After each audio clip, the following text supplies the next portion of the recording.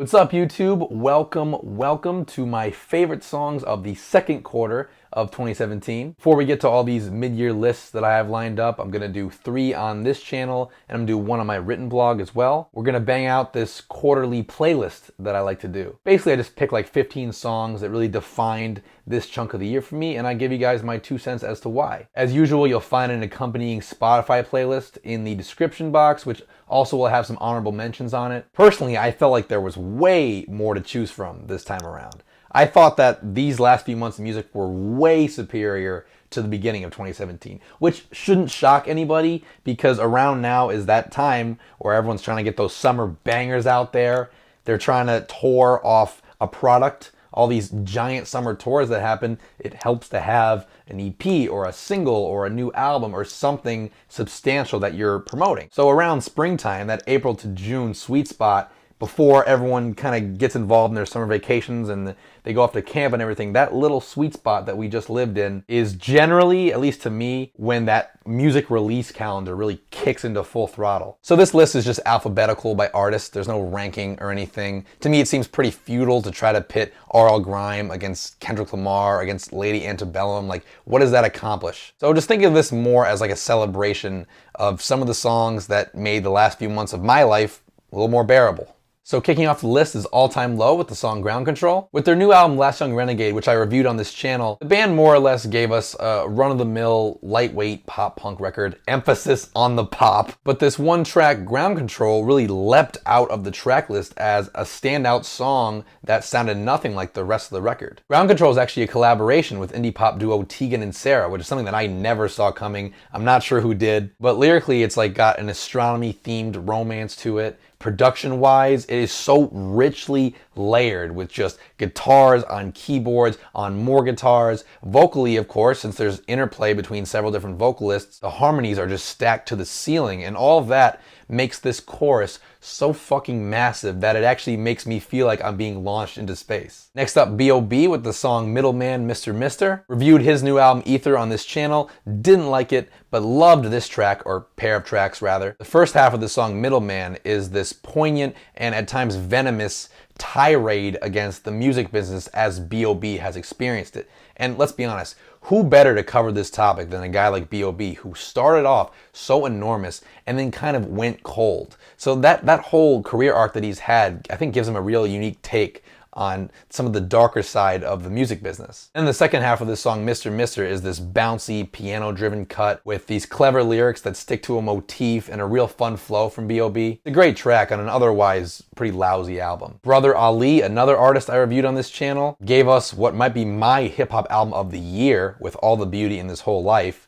Could have picked any track from this album. I really had a tough time here. But the single Own Light, even though it technically came out last quarter, it's just such an empowering and uplifting track. It's definitely been like my go-to song in the past few months when it comes to just getting myself out of a negative headspace and just feeling better and more optimistic. So thank you, Brother Ali. For My People by Joey Badass, another favorite hip-hop song of the year so far. Thought his new album, All American Badass, was good, but a little overrated. Feel free to give me the business in the comment section if you feel otherwise, but I digress. This song, however, is as beautiful and as blissful as hip-hop gets. Really, I'm not sure what I love about this song more. The serene, saxophone-tinged boom-bap instrumental, or Joey's equally lovely singing in the hook. This song is like 3 months old now and I still can't get over how good it is. Had to give Kendrick Lamar, aka Kung Fu Kenny, a spot on this list in return for giving us another great album. Least I could do. But some thoughts on that here in the stupid card thing that pops up because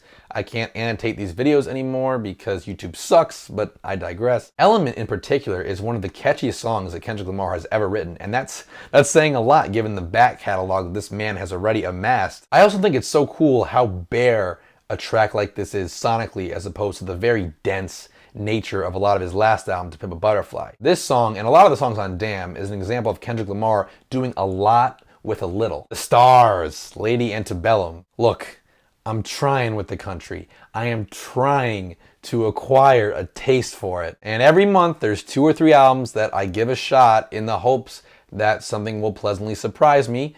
And one day I had to mow my lawn and I wanted to hear a new album while I was doing that so it wouldn't be such a mundane task. I picked this one, and I was pleasantly surprised, which is what I always hope for. This record has a lot of the familiar themes and familiar sounds. It's got a lot in common with the pop country shit that I've been bashing for years and years, but I really enjoy the male-female vocal dynamic that this band brings, something that Little Big Town did earlier in the year with another country album that I liked. And I guess with this particular track, I fell for the good old corny inspirational anthem. Of course, Lorde had to be in here. Her sophomore album, Melodrama, is one of the biggest music releases of all of 2017, critically and commercially. I happen to like this as much as everyone else did. Lorde just gives me hope when it comes to pop music. And Perfect Places in particular is one of the best produced pop songs I have ever heard. The mix on this song is incredible. The mix allows this song to be this huge anthem without sacrificing all those little subtleties that make it great. That synthesizer piano layering that happens, all the ambiance in the verses that you hardly notice, it's all in there, and it's actually a pretty involved song musically, but it's able to come across, partly because of the production, as a smooth and relatively effortless pop jam. Mac DeMarco with Baby You're Out. I could have picked 4 or 5 different cuts from this indie rocker's new record, This Old Dog. A lot of the record just is so beautifully mellow and relaxing,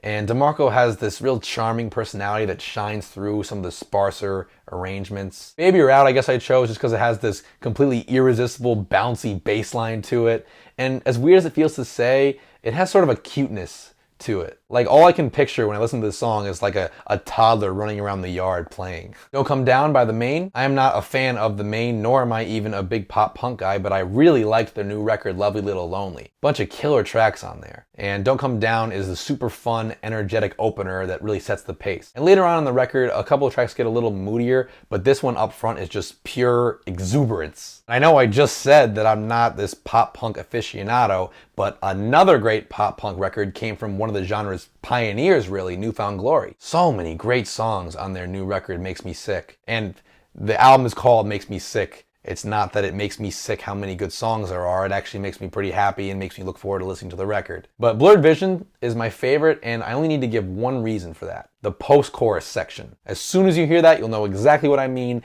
I will not need to explain any further. Next, we got Paramore's heartbreaking ballad 26 from their shockingly good and depressing new album After Laughter. Paramore blew me away with this sharp left turn that they took into 80s inspired pop music. And while I love a lot of the cuts that sound like that, partly because they sound like they're from like the Beverly Hills Cop soundtrack or something, it's actually this stripped down, quieter ballad 26 that really took hold of my heart. It is as gorgeous sounding as it is emotionally devastating. It is a total tearjerker, but it's there for you, and it'll always be there for you, especially if you're having some sort of existential crisis like what's being described in the song. Oh, this song makes me cry. R.L. Grime, Stay For It. Oh my God, what a fucking banger. 2 monstrous trap drops in this song. And it's really cool to have an A-lister like Miguel singing here as opposed to the anonymous guest vocalists that typically frequent EDM tracks like this one. I just can't get enough of this song. And if you're a fan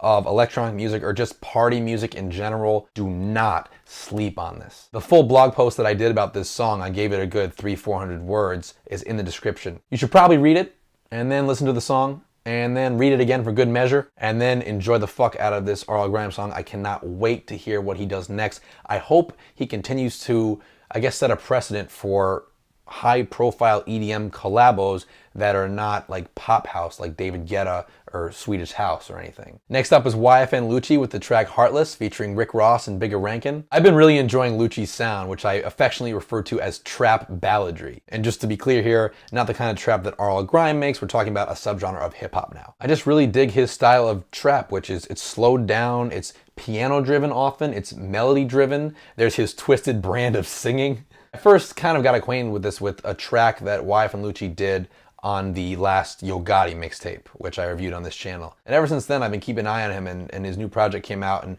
Heartless was the standout track for me. Yeah, this has been like one of my favorite songs to just boost the bass up and bump in the car. It's just your quintessential hip-hop banger. Lately, yeah, I've been chasing paper, chasing guap. Young Thug with She Wanna Party. You should definitely watch my full review of his much talked about new album, Beautiful Thugger Girls, if you want to get the full picture, because there really is a bigger picture to talk about here. But this song in particular just has this sexy, funky summertime vibe to it. A little bit of Drake Controlla influence in there. Millie Golightly contributes some fabulous guest female vocals to this song. And you know, I recorded my review of this Young Thug album a day before going on an awesome, super fun vacation, so it'll always be associated with good times in my mind. This is the song that when I think about leaving for vacation, I think about just having released this review, and then this was the song that I kept wanting to hear again and again. And last but not least, Sleep When You Die by 2 Chainz. His new album, Pretty Girls Like Trap Music, what an album. This thing takes everything that 2 Chainz and his peers in the trap genre strive for and just rolls it into one record. I've never been a 2 Chainz fan at all, but I am sold with this one. This spot could have gone to a number of different tracks from this album, but Sleep When You Die just has the hardest fucking beat.